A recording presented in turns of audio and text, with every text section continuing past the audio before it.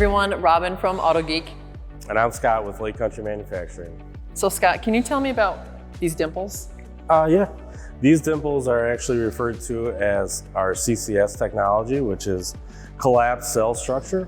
The cells in each one of these dimples are actually partially closed, caused by heat and pressure. This allows for slower absorption of polish and compounds, which gives you longer working time. It allows the compound of the polish to do what it's designed to do, and that's break down and create great finishes. So Scott, I've used this in the past, and I've noticed these tend to run a lot smoother. Is that from the CCS technology? Yes, it allows for a break in surface tension, which helps with pad rotation, keeps the pad slightly cooler, along with extended working times. Can you tell me about the different colors that we're seeing here on the table? Sure. So our dark blue pad is a heavy polishing pad, great for light to moderate defect removal, leaves a great finish.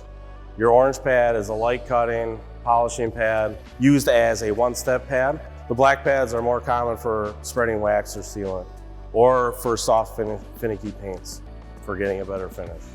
Thanks for explaining CCS technology for me, Scott. Absolutely, anytime.